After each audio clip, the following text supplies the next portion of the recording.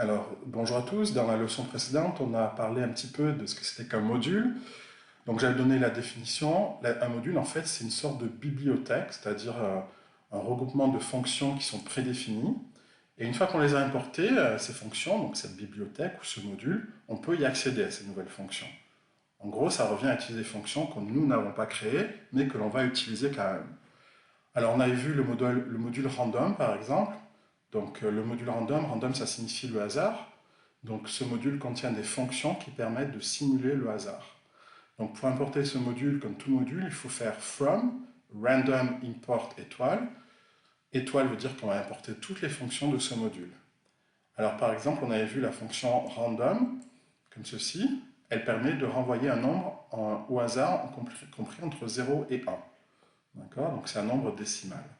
Donc, par exemple, si on le teste ici, donc je vais taper from random import étoile, c'est toutes les fonctions. Donc, je vais random quoi? Random tout simplement, et je vais stocker les résultats dans la variable A, et je vais faire un print de A pour savoir que voir. Donc, je teste, j'exécute, et je regarde dans ma console, il me dit 0,93. D'accord? Si je réexécute mon programme, tu vois, il a une nouvelle valeur, 0,012, etc., etc., 0,40. Tu vois, donc c'est vraiment un nombre au hasard. Maintenant, si je veux un nombre entier, donc je vais stocker dans le B, je vais faire rand int. Okay, si je le veux entre 2 et 5, par exemple, je tape 2 et 5. Et alors, je vais faire un print B, print de B. Okay, donc lui, je vais l'enlever, le 1, je mets un hashtag. Donc, exécutons, voilà, j'ai 4. Je réexécute, j'ai 3. Je réexécute 2, 2, 5, 5, 2, 2, 3, tu vois. Donc, c'est vraiment une fonction qui permet de générer des entiers compris entre 2 et 5. Donc voilà pour ce qui est du module random, c'est tout ce qu'on va dire. Alors, on n'a pas parlé de ce module math, mais tu vas l'utiliser en mathématiques. Par exemple, si tu veux calculer la racine carrée d'un nombre, d'accord, comment tu fais? Il faut importer ce module math, comme ceci. Donc from math import étoile. Et si je veux calculer la racine carrée, ça se dit square root. En anglais, square root, c'est la racine carrée. Racine carrée de 2 que je peux stocker dans A. Donc allons-y, testons ce module. Donc je vais importer ici le module math. From math import étoile. Donc j'ai plus besoin de ça. Donc je vais aller mettre dans C. Je vais mettre la racine carrée de 2. D'accord, je vais faire un print de C. Voir. Et il me donne 1,414. Ça marche. Si je fais C qui est égal à 100, voilà, j'exécute, et il me fait 10. D'accord? Effectivement, racine carrée de 100, ça fait bien 10. Donc ça marche très très bien. Maintenant, si je veux calculer la partie entière d'un nombre, on en a souvent besoin en maths, donc partie entière, c'est floor. Floor comme le plancher. Hein. Donc si je fais par exemple, donc je vais mettre dans D, je vais mettre floor de 5,78. Okay, je fais print D. Voilà, j'exécute et il me fait ces 5. Okay, 5. Si je mets 10,78, ou même 12, tiens, 12,78, il me met que la partie entière, c'est bien 12. D'accord? Voilà pour floor. Ensuite, autre fonction, c'est par exemple si tu calcules le cosinus d'un angle. Alors, il faut que l'angle soit en radian. Hein. Si tu n'as pas appris ce que c'était les radians, demande à ton prof de maths. Donc par exemple, cosinus de pi radian, ça fait combien? Pi, c'est équivalent à 180 degrés. Hein. Donc je vais taper cosinus, égale cosinus de pi. D'accord, je fais print de E.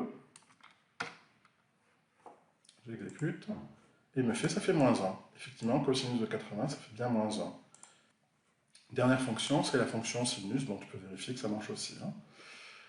Autre module, c'est le module Turtle qu'on a déjà utilisé. Donc c'est le module qui permet de dessiner, de faire des dessins hein, avec une tortue.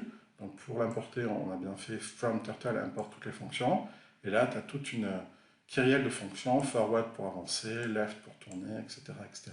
On les a déjà vus. Alors jusqu'à présent, on a utilisé des modules qui étaient déjà prédéfinis, c'est-à-dire définis par d'autres programmeurs. Le module Turtle, c'est pas moi qui l'ai créé. Le module Math, c'est pas moi qui l'ai créé. Le module Random, c'est pas moi qui l'ai créé. Mais on sait très bien qu'un module, c'est tout simplement une bibliothèque de fonctions. Donc, sachant cela, est-ce qu'on n'est pas capable nous-mêmes de créer notre propre module? Bien si, hein, c'est très simple. Donc c'est la partie 5 de ce cours, créer son propre module. Il est possible de créer ta propre bibliothèque de fonctions et de la partager avec la communauté des programmeurs. Alors l'intérêt de définir un module, c'est quand tu as trop de fonctions, d'accord, tu ne veux pas les voir dans ton programme, tu les caches dans un module, d'accord, et tu importes juste le module, comme ça tu peux avoir accès à toutes les fonctions, sans avoir à regarder ces fonctions, comment elles sont définies, si tu veux. D'accord, tu les utilises sans connaître réellement leur définition. Alors pour ce faire, donc on va créer notre module. Le module, on va l'appeler viticole. Et qu'est-ce qu'on va mettre dans ce module? On va mettre toutes les fonctions qu'on avait vues dans la feuille sur les fonctions, hein, feuille d'exercice sur les fonctions. Par exemple, on avait vu cette fonction saluer, qui affiche bonjour classe du lycée viticole, je suis l'intelligence artificielle, ou encore cette fonction politesse, qui affiche veuillez accepter Monsieur Garcia, par exemple, mes salutations. Donc on va faire ça sous le logiciel Visual Studio Code. Désormais, on va programmer avec Visual Studio Code. C'est un logiciel qui est adapté pour ça, pour la programmation. Donc, alors, ce que tu vas faire, c'est que tu vas donc faire fichier, ouvrir le dossier. Chaque fois que tu feras ça, tu vas ouvrir le dossier qui s'appelle PY, d'accord, qui sera dans ton répertoire de Georges Garcia. Donc, je sélectionne. Voilà, en fait, il est déjà ouvert. Et dans ce dossier, tu vois, j'ai mis plusieurs fichiers, dont ce fameux fichier viticole, d'accord. Donc ça, hop, j'enlève l'explorateur. Donc, ce qui contient effectivement toutes les fonctions, saluer, politesse, etc. Donc, on peut vérifier que cette fonction marche bien, la fonction saluer. Hein. Je vais faire appel à elle, par exemple, voilà, ici, saluer. Donc, je marque et j'exécute. Et normalement, donc, il me met bonjour, classe de lycée viticole, je suis une intelligence artificielle. Je vais utiliser maintenant cette fonction politesse. Donc, il faut que je lui rentre un nom et un titre. Donc, je fais appel à la fonction politesse. Donc, comme nom, je vais mettre Garcia, avec des guillemets, hein, parce que c'est un nom. Et comme titre, je vais mettre Monsieur, avec une virgule. J'exécute, et il me met veuillez accepter, Monsieur Garcia, mes salutations. C'est bien ce que fait la fonction politesse. OK? Donc le module, enfin les fonctions, elles sont bien définies. Alors maintenant, donc pour le rebaptiser, donc c'est très simple. Hein. Bon, là, il est déjà baptisé viticole, mais si tu veux le rebaptiser, tu fais bouton droit, là, tu fais renommer, tu l'appelles comme tu veux. Tu l'appelles, bon, je le rappelle viticole. Okay, donc c'est tout bête, hein, pour créer un module, c'est simplement un fichier qui contient des fonctions. Okay, alors maintenant, ce que je vais faire, je vais créer une nouvelle feuille, d'accord, que je vais appeler test 3, parce que j'en ai déjà plusieurs de tests. C'est une feuille donc, qui est vierge, hein, qui contient rien du tout. Première chose à faire, c'est tester mon module. Alors je vais voir la fonction saluer. Est-ce qu'elle marche lorsque je fais appel à saluer? Voyons, exécutons. Ben non, il me dit saluer n'est pas défini. Ben oui, j'ai pas importé mon module. Donc il ne connaît pas la fonction saluer, c'est normal. Donc il faut que j'importe mon module. Donc, alors je vais faire pour importer, c'est from. Le nom du module, je vais l'appeler viticole. D'accord? Et je vais faire import étoile toutes les fonctions. Voilà. Donc maintenant, j'exécute ma fonction saluer, et il me dit, donc elle marche bien, puisqu'il me dit bonjour Claudice Viticole, je suis une intelligence artificielle, tu vois. Donc l'intérêt, c'est que maintenant, tu vois, j'ai fait appel à la fonction, mais, comme je disais tout à l'heure, j'ai plus la définition, je la vois plus la définition de saluer, parce qu'elle est définie ici dans ce fichier qui s'appelle viticole. Elle est là, la définition, d'accord? Ça permet de faire appel à des fonctions sans avoir à connaître leur définition.